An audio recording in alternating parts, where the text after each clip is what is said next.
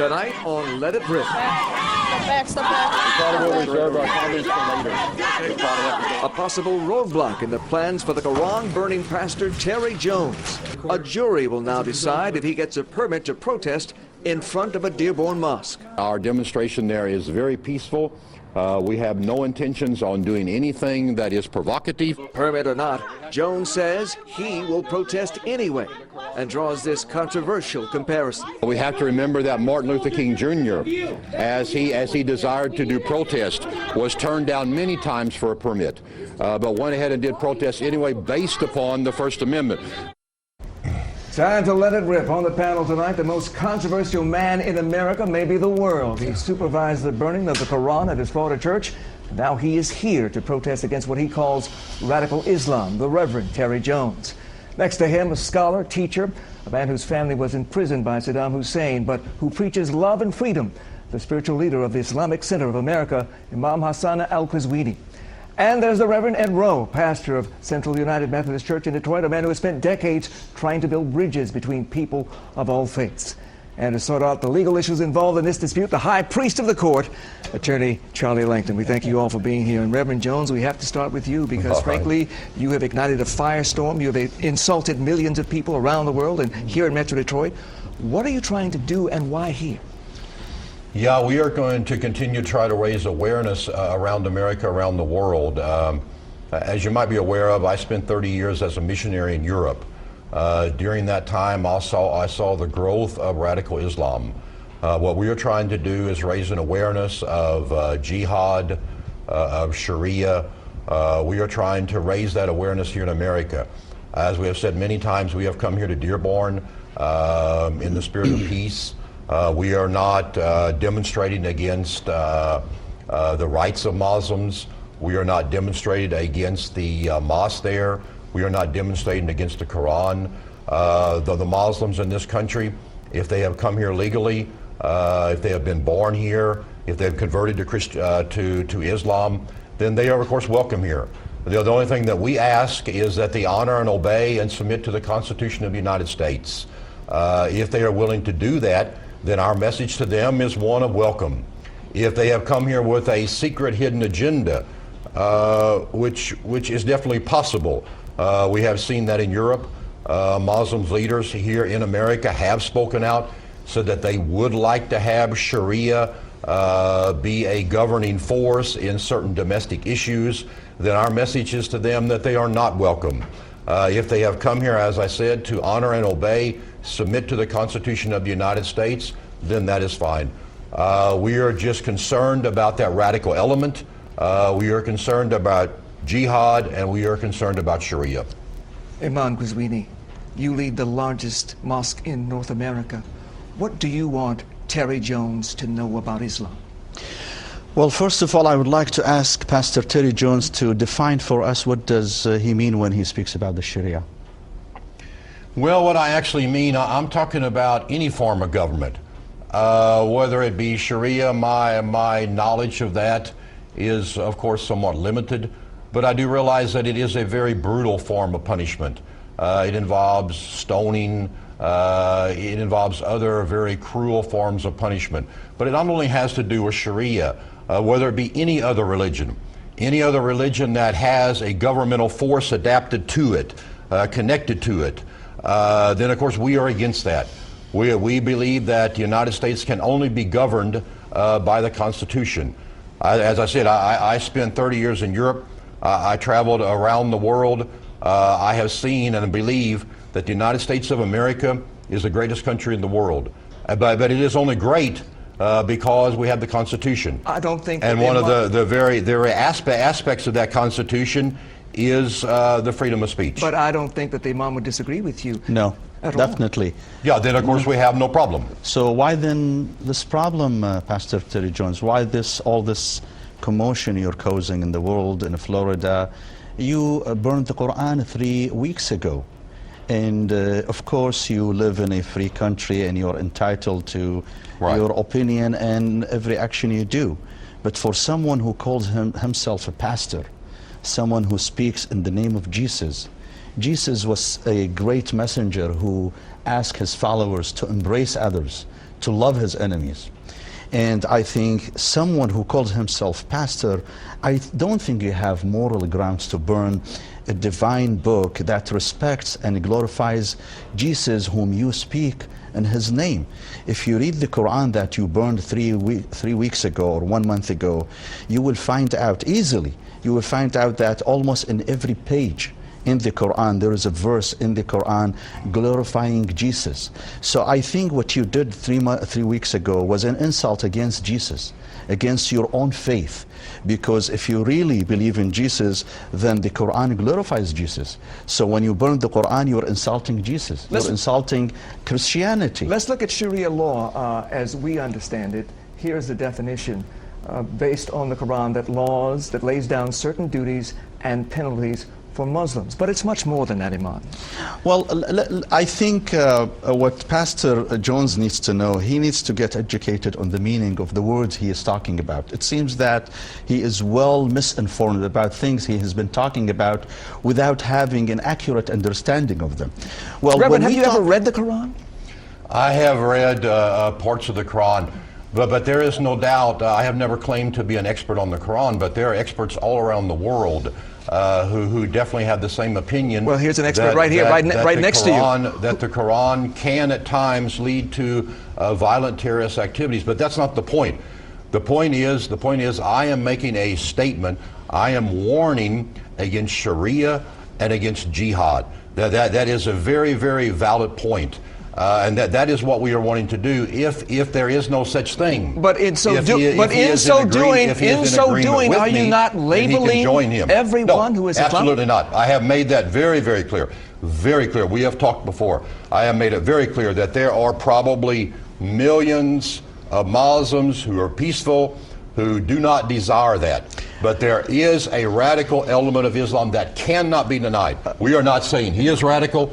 We are not saying that the Islamic Center here is radical. We are not saying the Muslims in Dearborn are radical, but there is no doubt about it. There is a radical. We burned a book on March the 20th. We burned a book 7,000 miles away. It is a book. I do not care how holy you think it is. It is still, it is not flesh and blood. It does not live. It does not breathe. We burned a book, and 7,000 miles away, people were killed. So something is definitely wrong. Well, then so all we are saying is we are demonstrating against that. Well, the question some people would have, do you feel you have blood on your hands? Because of what you did here in the USA, 12 innocent people were killed. Oh, absolutely not. Well, what we do believe, we believe that those people and those governments should be held accountable. We believe that our president, who has done a very poor job so far, we believe that our president should not only speak out against the radical element of Islam, we have got to call these countries to accountability in the UN, Pakistan, Afghanistan, Indonesia. They have to change their laws to adapt their laws to human rights, or they should be removed from the UN. Reverend Rowe, let me bring you in here, because there are zealots in every faith. Mm-hmm. He calls himself a Christian, so do you. You read the same Bible. Mm-hmm. Why the difference in attitudes? Well, I'm here because I'm not trying to defend violence anywhere on the part of the Christian Taliban or anybody else. I'm here to say that what happened with burning the Quran didn't just burn the Quran. It burned the Sermon on the Mount. It burned every statement that Jesus made about loving enemies, about if you think people are your enemies, whether it's Sharia law or whatever it is, the statement is very clear. You have heard it was said, you shall love your neighbor and hate your enemy, but I say to you, love your enemies and pray for those who persecute you. I don't happen to think that I have the same enemies you do, but if those are your enemies, the worst thing that happens here is that somebody might think that Christianity actually supports what you did. I'm here to say there's nothing in the gospel that I read that supports the burning of the Quran. And if you knew what was happening, and given what happened on September 11th, you had to know there was going to be violence as a result of the burning. I think that some of the blood is on your hands for every ounce that was spilled, because if you knew that your act was going to create violence, then the violence is your violence. You cannot just duck it and say somebody else did the killing when you knew that your act was going to create the killing. So I think, first of all, we have to say, I don't own your version of Christianity at all. And I think, in fact, you burnt a whole lot more than the Quran. I think you burnt every statement of Jesus Christ about nonviolence. We just came out of Holy Week in which Jesus walked into a very violent city on a donkey in peace. And the peaceful Jesus that I know would never have done what you did. And you knew, because of all the outpouring of September 11th, that it was going to create death. And I think that death is on your That's hands. an important question. If you call yourself a Christian, would Jesus Christ have done what you did? Well, I think for one thing, we're definitely getting sidetracked, and another thing, I think definitely that he would. In Acts 19:19, we see very clearly people converted to Christianity.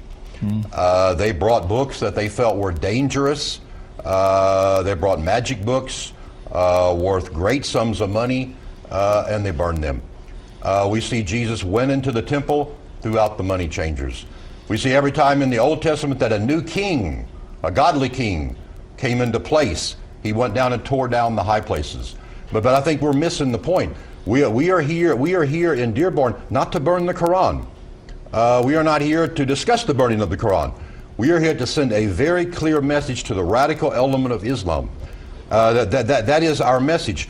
Just a few months ago, we talk about burning of the Quran, and then there's violence. Burn the Quran. Radical Islam does not need an excuse. Coptic Christians came out of their churches after a service, and they were just simply killed. We have to remember the radical element of Islam has been killing people for hundreds and hundreds of years, every single day. Then maybe it is best to protest that. We're not talking about him. Then maybe it is best We're not talking about him. But we're talking about the radical element. But why choose a place of peace to stage that protest? We're going to talk more about that and about the legal issues involved when we come back as Let It Rip continues. And remember, you can join our discussion online, Let It Rip, myfoxdetroit.com, on the Facebook page. We'll be back with more.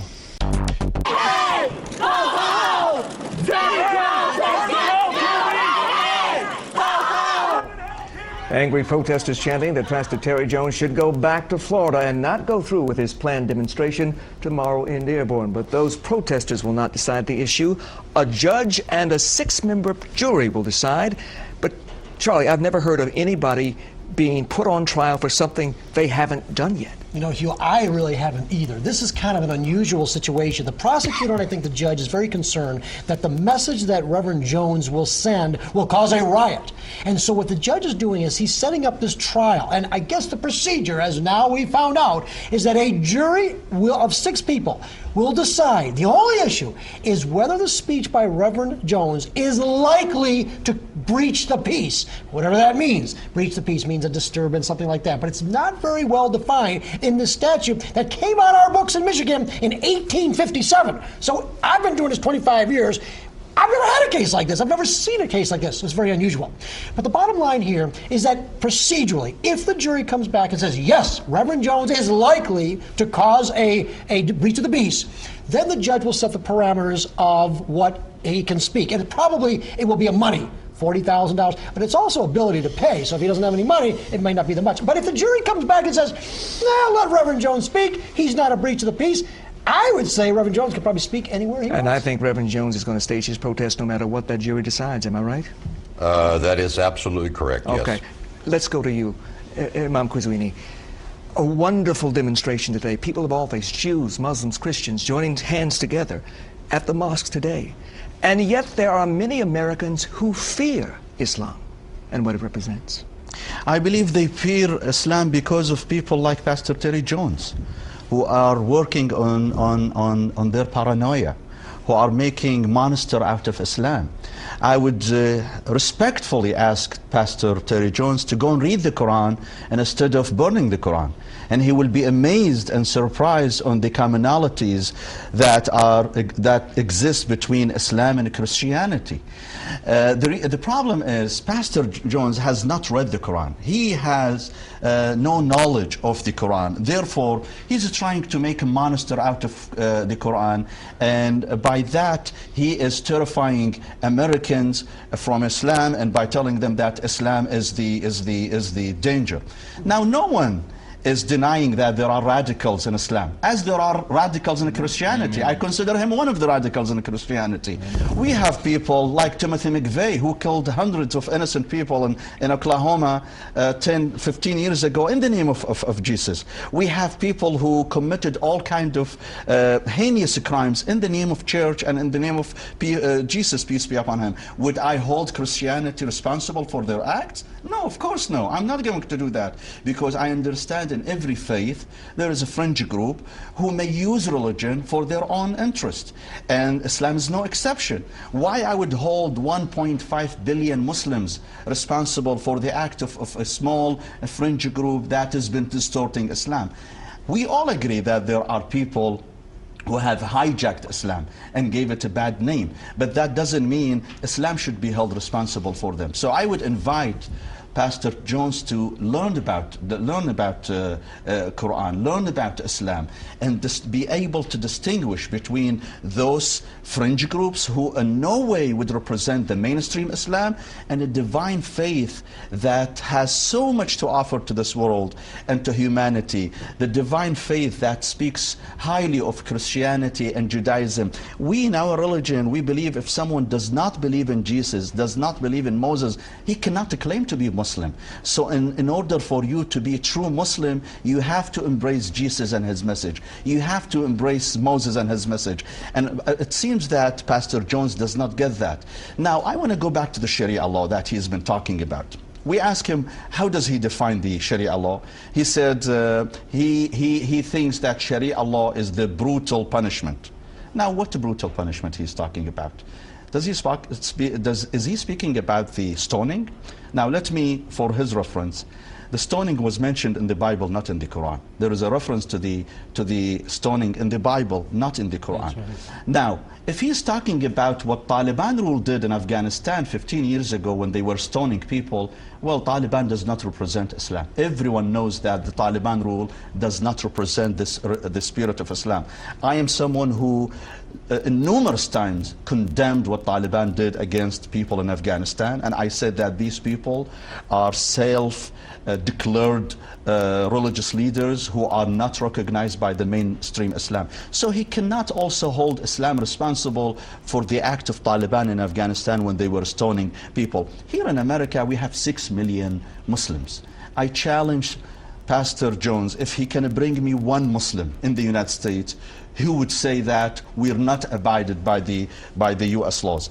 All these Muslims are abided by the US laws. So if let me ask him this question: if there is a reference to the stoning in the Bible, does that mean the Christian in the United States now are calling for implementing stoning in the United States? This is, I think, a wrong analogy. So I believe that his understanding of the Sharia law is definitely distorted. He does not have accurate understanding of what he is telling people, what he is talking about. He can demonstrate against radical Islam, that's his right, he can do that, and he is entitled to do that.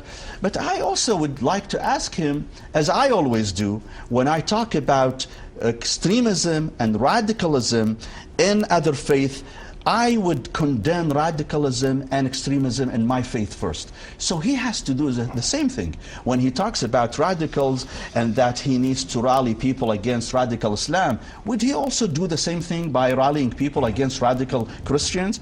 Would he tolerate those who would go and blow up abortion clinics here? What he would call them? Aren't these radicals? Why he would not speak against them? Why he chose to be silent about those radicals who call themselves Christians, but he only chose to attack those who call themselves radicals in Islam? So I think this is double standard, and someone who calls himself pastor, a religious leader, he has to take the higher ground. Let me ask both of you, what do you call someone who straps a bomb to himself to kill innocent people? Do you call them martyrs, or do you call them killers? I call them a murderer. The Quran called these people murderer.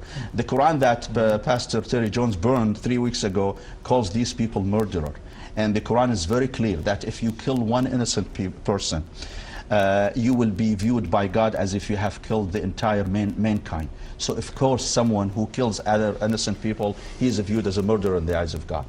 And by the way, I would like to take this opportunity to condemn the killings that took place in Afghanistan 3 weeks ago when Pastor Terry Jones burned the Quran. But I want to say one thing. When Pastor Terry Jones burned the Quran, those who committed that crime, and I unequivocally condemn that attack, it was carried out by lunatic Muslims. By lunatic Muslims. These people are not normal people. These people were lunatics. But who pushed them to do that? Someone who calls himself pastor, someone who calls himself a religious leader. He pushed them to do that. So yes, I agree that there is blood on his hand for pushing these lunatics to kill those innocent people at the United Nations headquarters in Afghanistan. And I hold him also partially responsible for these killings. Right. Okay. Reverend Jones, your response. Yeah, sure. Since 9/11, there's been over 17,000 successful terrorist attacks. I mean, to hold us responsible for what someone does 7,000 miles away is totally ridiculous. You can see that in our own American history. In recent history, we had the movement by Martin Luther King Jr. During that movement, many people were killed, but nobody would say it was Martin Luther King Jr.'s fault. I think that the imam, I think the problem there is that they talk the talk, but they don't walk the walk. In other words, they talk all this peace, but see, there's really no proof of that. Because like, as he said, in America right now you have 7 million, you have 9 million. So of course here in America, as long as they are in the minority, of course, what are they going to say? We want to rise up, we want to take over, Islam means submission, world domination. Is that what they're going to say? He's not saying that. I didn't say did. I said they. Is that what they're going to say? No. You look at Muslim-dominated countries. See, it's not important. It's not important what a minority says in a country, as long as that minority is a minority. It is important what you're that. a minority wait a minute. and you're speaking and no one stopped you. Muslims can do the same. It is important what a minority does when it becomes a majority. How does it then treat the minority under them? And in Islam-dominated countries, in Quran-dominated countries, we do not see this peace, peace, peace. But is this what you are doing the way to treat minorities in this country? I'm not so sure it is. We'll be back with more of this discussion. Still to come on Let It Rip. It's time to hear from you, the Fox 2 viewers. This is a very emotional issue for so many people. We're going to read some of your comments when Let It Rip continues. The Fox 2 viewers continue to sound off at myfoxdetroit.com. One viewer writes, "Don't like it, don't listen, but don't you dare try to take it away. Too many people died for this right." Another blogger says, "If he is truly a man of God, then he would be looking for peace, not trying to create riots. Go back to Florida. We don't want it here." Fox 2 viewer Marie says, "It is nothing but a publicity hound. Jones is ignorant about how culturally and religiously diverse our area is." Alicia King writes, "I'm a Christian woman, but I would not burn their holy book, just as I would not want mine burned. There is something called respect. This man comes to Michigan to stir up trouble, and the kind of trouble that has severe consequences." Reverend Rowe, you heard Reverend Jones compare himself to Martin Luther King. Yeah, I think it's blasphemy. I think it's an absolute lie, and it's a lie on Jesus and not just on Martin Luther King and what he died for. He was nonviolent. The act of burning the Quran was a violent act. He can't duck that. The people who died, and he knew that that violence was going to happen. I think the blood is on his hands. And for him to even say the word Martin Luther King and a nonviolent movement that had to do with Martin Luther King is simply blasphemy. And, you know, it's Islamophobia. It's just right up there with racism. I tell you, this man is lying about Christianity, he's lying about Martin Luther King, and he's lying about Islam. He's not just burning the Quran, he burned the Sermon on the Mount. He burned everything I believe in when he did that, and everything that Imam believes in, and everything that Judaism believes in. And he sits here trying to protect us from a force that doesn't exist. Can you name one neighborhood in this city or in this country that is Sharia law? Can you name one person who is under Sharia law? I can't, and he can't either. He has created a fear that has nothing to be afraid of, and so that he can get attention And we're here because the media is going to cover it Should whether he we're be able here to or speak not. tomorrow, though? No matter what the message is, let him sink his own ship if he's so bad. Should he be able to speak tomorrow? That's the issue for the judge. Nobody and that's the is issue today. saying that he And can't speak. nobody All will we're stop him. saying is that what he's saying is a lie. Okay, but here's the thing. You can settle this night now. On Let It Rip. You can agree to tomorrow go into the mosque, join hands with the imam and the people there, and to rally for peace. He'll never do Will that. you try to do that? Of course he won't. instead of denouncing Islam tomorrow? How could he finally do that? No, we will not. But we can invite him to come and join us against terrorism, against the radical element, against whatever he wants to call it. He can come and join us because he is The imam obviously... is against terrorism. Oh, good that he can come Why and are join you us at a then. place of peace we thank you all. protesting something that doesn't exist? We thank you all for being here. We thank you for your insights, and we thank you for watching. As This man is always, insane. we thank you for watching this edition of Let It Rip.